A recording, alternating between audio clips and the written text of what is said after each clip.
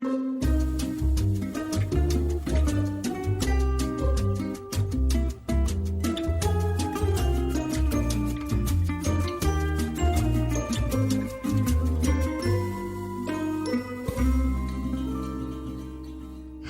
everyone. I am super excited to be here. This is actually my third live podcast festival, and the scene has really grown. I am super glad that it's still running, and I am so happy to see that all of the new podcasters here as well. So for those of you who don't know me, I'm Sarah. I am a certified sex coach and educator, and I help people like you get better in bed, which is incidentally the name of my podcast. So I started Better in Bed to normalize the conversations we were having around sex, because I grew up in a very conservative Asian upbringing, and talking about sex was totally taboo.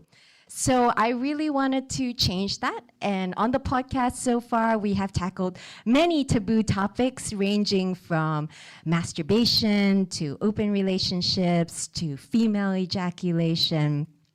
Which brings me to today's topic, which is better sex with the pelvic floor. And for that, I want to introduce my lovely guest today. She is a pelvic health physiotherapist, and her name is Trista Chan, and she's from Hong Kong, and she works with Joint Dynamics. Hello, everyone. Hello. So Trista, tell us a little bit more. What is the pelvic floor, and what role does it play in our sex lives? Yeah, I think so for pelvic floor, a lot of people will probably know that pelvic floor, okay, it's a group of muscle. It's probably at the bottom, close to our sexual organs. But actually, pelvic floor is not just one big muscle. It's actually a group of muscle that giving you a lot of different functions, okay? So when you think about in female, we have our pelvic floor in the surface, so close to your vagina. And then we have a deeper layer, which is like a sling underneath your uterus to support your bladder, your rectum, and also your uterus, okay? And for men, for some reason, quite a lot of men out there think that they don't have pelvic floor muscles. So again, this is not just for female, it's for male as well. And actually, it plays a really big role in your sexual life, okay? So in general, for pelvic floor, we have two main functions.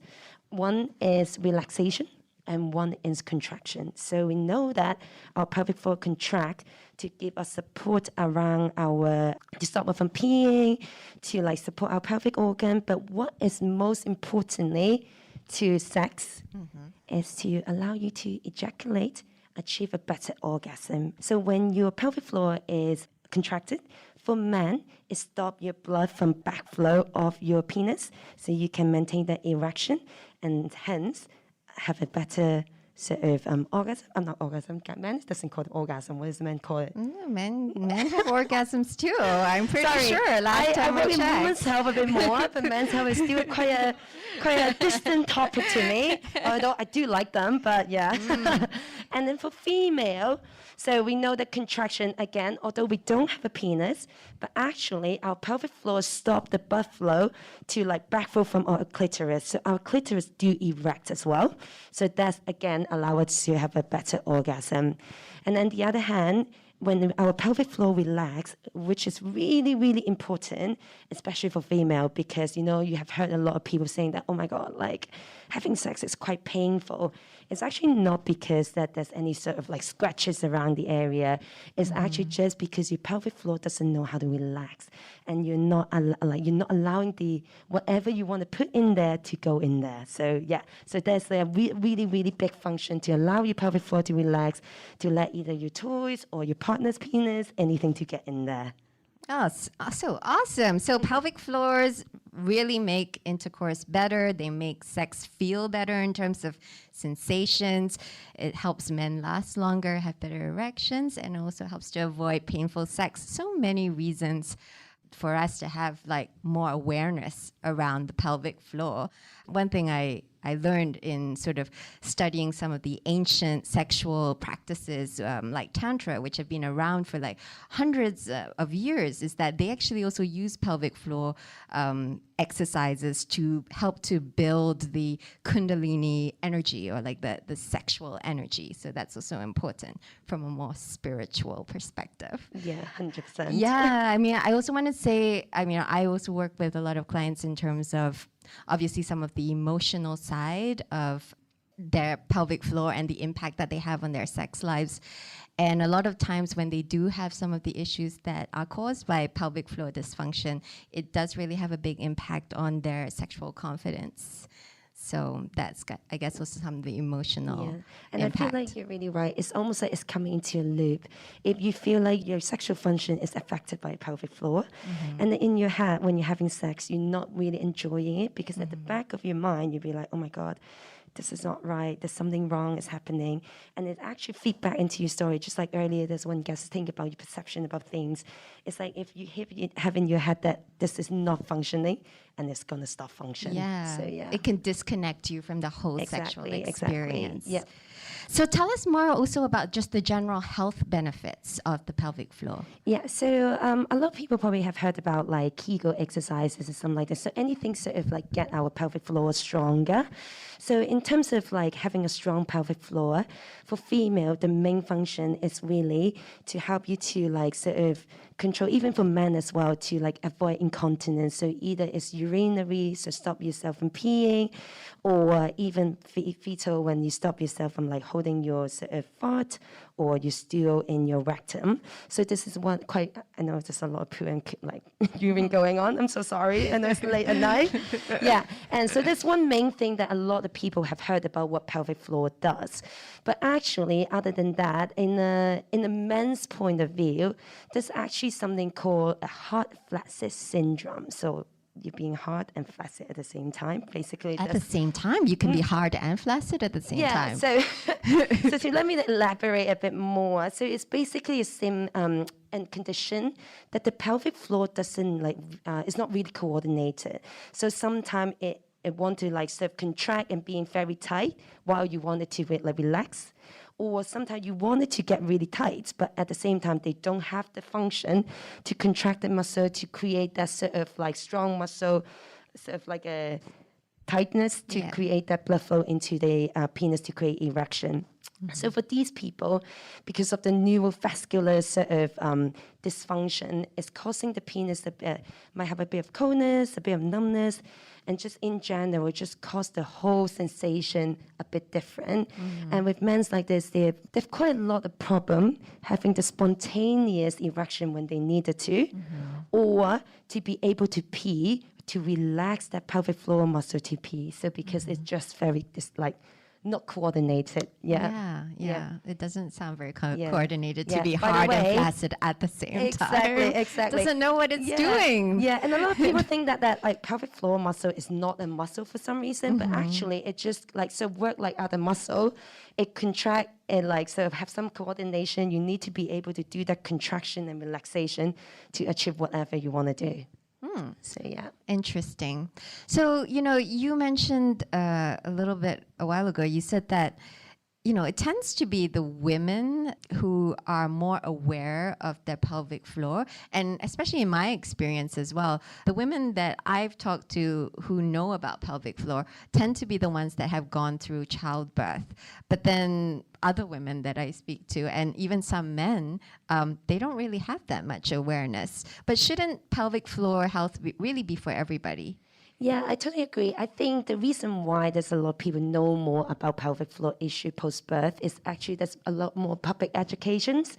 So maybe if you go see your gynae after you're giving birth, they just say, okay, do your pelvic floor muscle exercises. It's going to do you good. Basically, that's all they know. They just know that, okay, I have to do more pelvic floor muscle exercises or Kegel. But actually, I see a lot of different like female, personally, I don't see men, but my colleague does.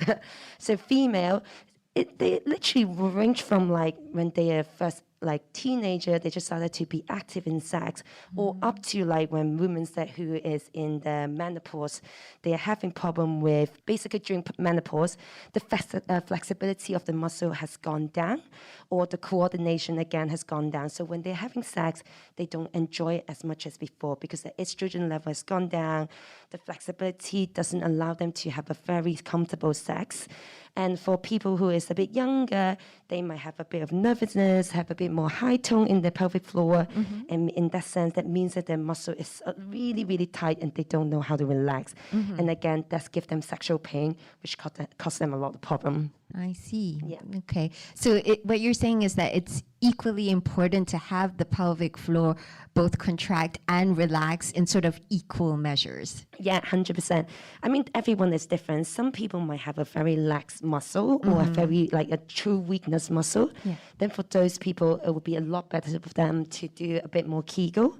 But then for people who actually have very, very tight muscle, you don't want them to do too many Kegel because the more that you do it, the harder they get. And that's not going to solve the problem. Right. Okay. So it's more of an individualized approach. 100%. But let's talk about Kegels because in the 1940s, by the way, just the origin of Kegels, Dr. Kegel, of which it's named after, initially created them as a series of exercises to help women with incontinence issues after childbirth. But as a side effect, what he noticed after these women went through the program was that they actually reported having better sex and orgasms as a result of doing these sort of incontinence exercises, and therefore that's the link between sex and the pelvic floor. So why don't you just maybe tell us a little bit more about Kegels? Yeah, so I don't know how many of you have actually done Kegels here, but I think it's actually a lot of people do it wrongly rather than correctly. So a lot of people might thinking that squeezing their bottom is actually doing Kegel, but actually you're just training your bum to be bigger. That's it. Okay? Okay? Or sometimes you can see people that whenever you ask them to contract their pelvic floor, you can see their legs start shaking like this. They're actually just squeezing the inner thigh muscle rather than the actual true like pelvic floor squeeze. So this is the main most common sort of like mistake that people usually do.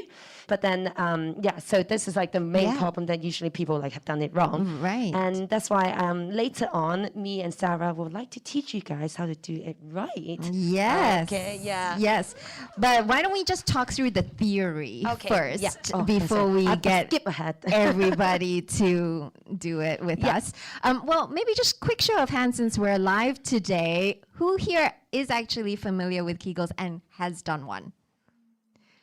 Oh, okay. So actually a few people, but not that many, and most of them women. Women. Okay. Right. Okay. So this is going to be a very interesting experience for all of you. Yeah. So, okay. Well, why don't you just maybe tell us, everyone, just what the proper way of doing a Kegel is, and then we will. How about I'll start off with just kind of let you guys feel around the muscle and see where it is, okay? So now I just want everyone to put their feet on the floor flat.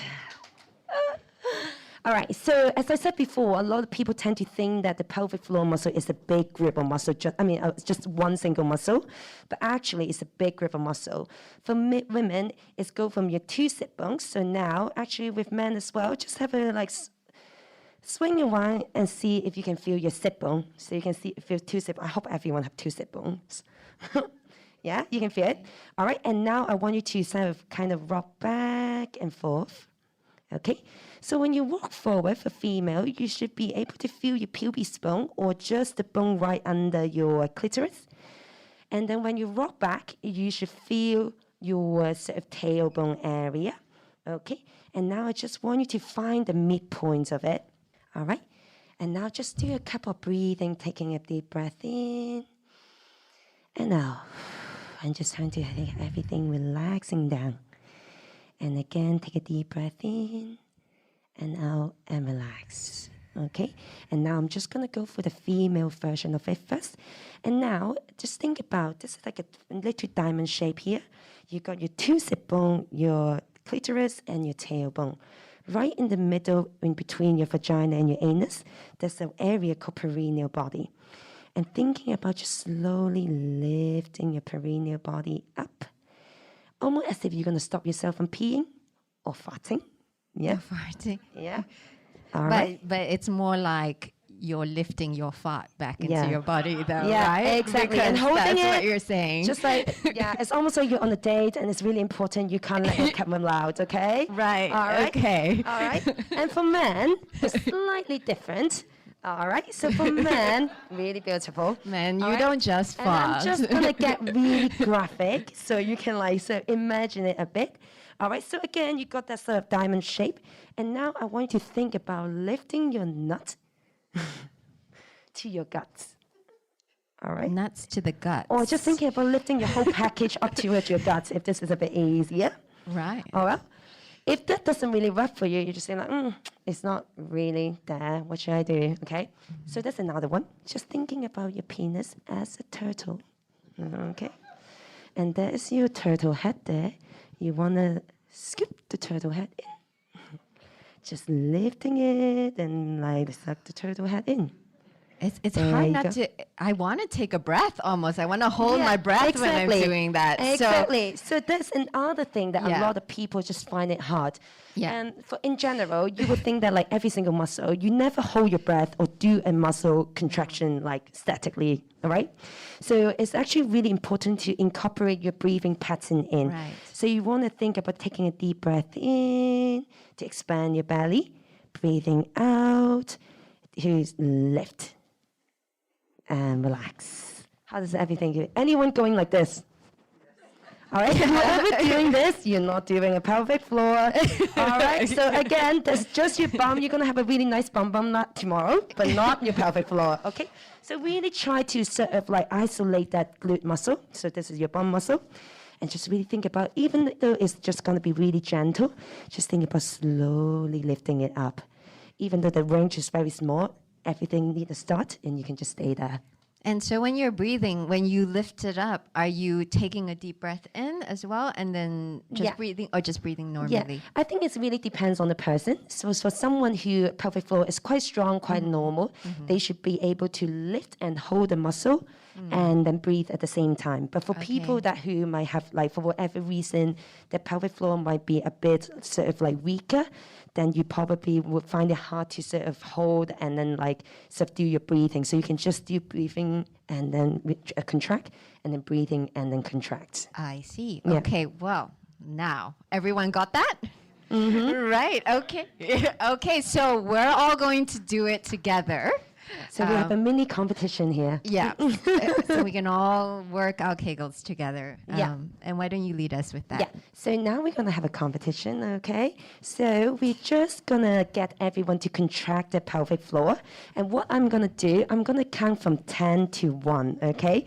And then you can, in your head, you don't have to let me know. That's completely personal. Just see how long you can hold your pelvic floor contraction for, okay? So I'm gonna guide through everyone to do it. So now just thinking about that 4 points again, and take a deep breath in to expand your belly. Breathing out and lift. And 10, 9, 8, 7, 6, 5, 4, 3, 2, 1, and thinking about completely relaxing it, letting it go. So this is also really, really important. So if you're not allowed to relax tonight in bed, you're not going to be happy. Well, that was very good. And nobody passed out, so I think that's a really good sign.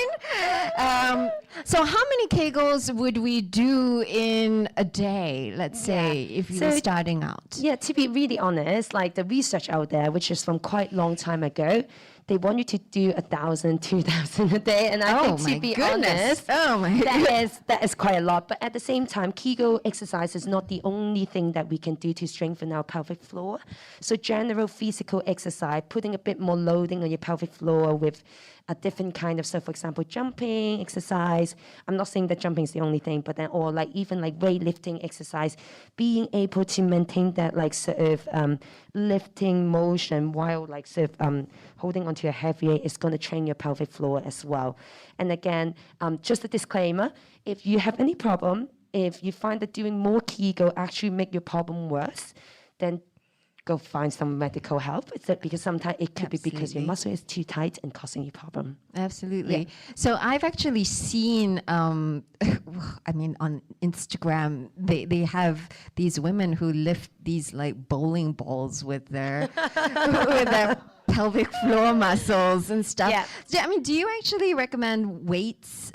That's not what you mean by weightlifting, Yeah, right? Weightlifting is different kind of weightlifting. Right. But actually, they do have vagina weightlifting, but obviously there's not competition for how much you can lift with your vagina. Right. But then in terms of like the tiny weights that we can actually put it in our vagina, and those weight exercises, I don't think it's for everyone, but it's really good for someone that who have a true weakness in their pelvic floor and want to load up the muscle a bit more to be able to like sort of squeeze that muscle or get that muscle stronger.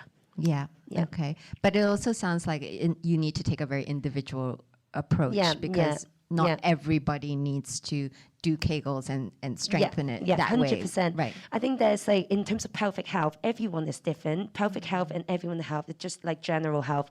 Everyone have the problem from a different sort of reason. So it's really important that you sort of have a specific program to train up your pelvic floor to sort out whatever problem that you have and enhance and like improve the your concern and your problem. Right. So would you recommend any tools to use then if I was strengthening my pelvic floor at home? I think, to be honest, just doing it at home on your own is good enough. Or there's some sort of apps out there that you can download on App Store. It's called contraction, or how many contractions they can do in a minute. Or they can like sort of show you a program on, you just follow whenever they say beep, you go beep.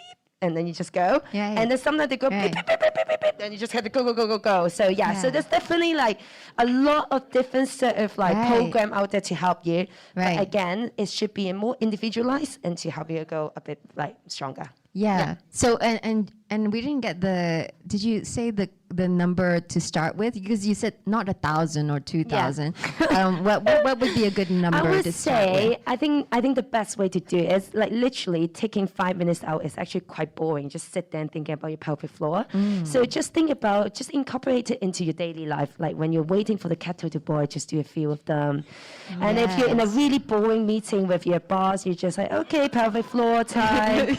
Or even like, so with pelvic floor, the best thing about it is that you can do it anywhere and no one knows. You can do it in sitting, standing, you can lying down. Even when you're having sex, you might be able to do a few of them. Just squeeze it in. Oh. Sorry, I got no time to do it. Squeeze it in. Actually, when you're having sex is a great time to actually do a pelvic floor contraction because it does help to increase the sensations. For partners as well. Exactly. Sometimes. So tighter pelvic floor, better sex. Yeah. Okay, well, so thank you everyone for being such a wonderful audience. Do check out the Better in Bed podcast if you like informative and intimate conversations just like this one. I hope we've inspired you to strengthen your pelvic floor and have better sex. And I'm sending you out into the night with lots of Kundalini sexual energy. Go forth and have a great night. Thank you.